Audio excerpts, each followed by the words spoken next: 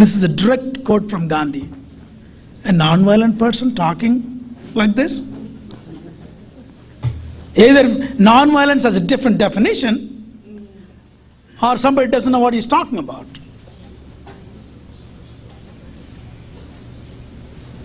Actually, one person said, it would be difficult to find a more violent person than Gandhi in the history. Because most of the violent people declare themselves as violent.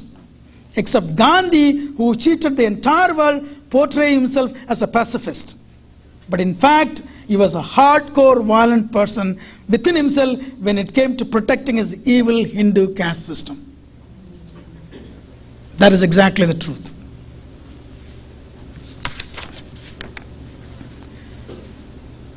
During his stay in South Africa, I want to go back and read a little more in detail, because I think that's the most important thing. Before that, I want to show this book, Gandhi, Saint or Sinner. This is an important book every African American has to read, because this is an absolute documentation of what he did in South Africa. And I'll make sure Brother Ununi has address, or I will try to get these books and give it to them, because this has got documentation. What he said, when he said in South Africa. This, I'll give the details, because I think best thing, because it is available only in India. It's kind of difficult for you individually write them, so what I'm thinking of doing is to get a bulk and send it to here. It's easier because of the exchange rates and the postal system. Half the time your check won't receive, or they'll take the check and they'll say they never got the checks. Okay. He says, you know, during the Gandhi movie, people forgot Gandhi for a long time. And the Indian government, the Indira Gandhi government, to bring his Gandhi back, their Mahatma back, the movie was completely financed by the Indian government. The script was checked and rechecked by the government of India. And the movie was taken. And one commentary about this movie. While Gandhi is being portrayed as a saintly man, a martyr for whom non-violence is constant theme and growing virtue, Gandhi was an opportunist, a late-blooming pacifist for whom non-violence was a selective tactic. In fact, during the Kafir Wars in South Africa, he was a regular Gangadin who volunteered to organize a brigade of Indians to put down Zulu uprising, and was decorated himself for valor under fire. Oh. You should know that. Yeah. Is it the King Center people can't even get this fact?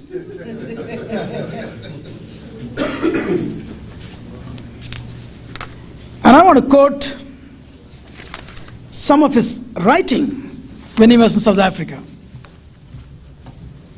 I don't think any of you would want to keep quiet after I read this. He says, ours, that is the Indian upper caste community in South Africa, is one continued struggle sought to be inflicted upon us by the Europeans, who desire to degrade us to the level of the raw Kafir, whose occupation is hunting, and whose sole ambition is to collect a certain number of cattle to buy a wife, and then pass his life in indolence and nakedness. This is Mr. Gandhi's writing when he was in South Africa. And a few years back, later, there was a regulation, the arm carrying control the Europeans were implementing. And obviously Europeans wanted to make a rule same for the native blacks and the Indians. He is calling, there is a certain class of bill. He says class 200 makes provision for registration of persons belonging to uncivilized races, meaning the local Africans, resident employed within the barrow. One can understand the necessity of registration of coffees who will not work, But why should registration be required to the Indians? He goes on, in the majority of cases, it compels a native to work for at least a few days a year. Meaning, the locals were lazy, they'll never work.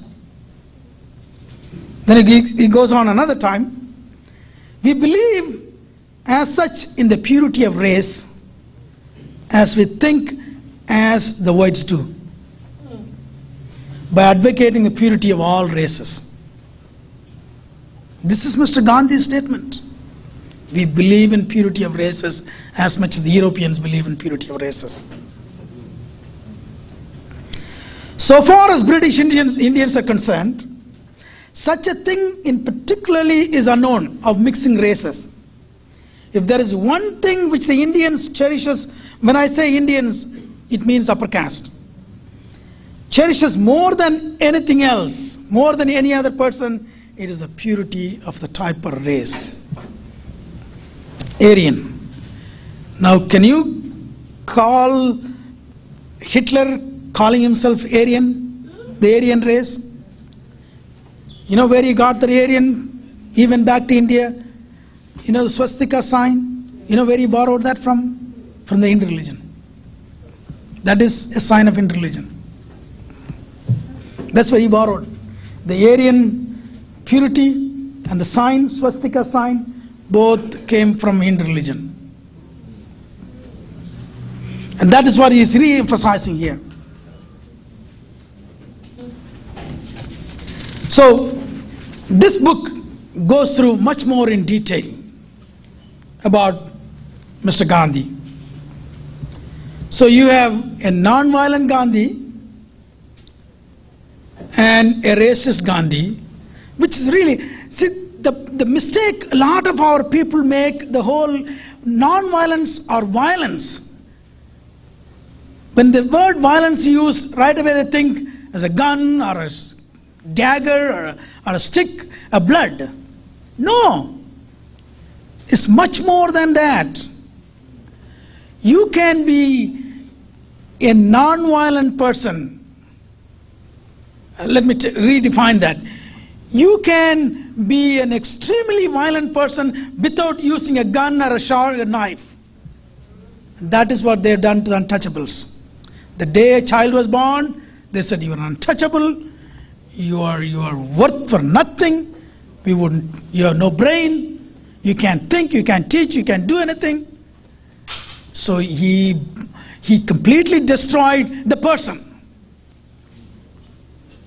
I never had any self-respect. I never loved myself. As a matter of fact, I hated myself when I was a child.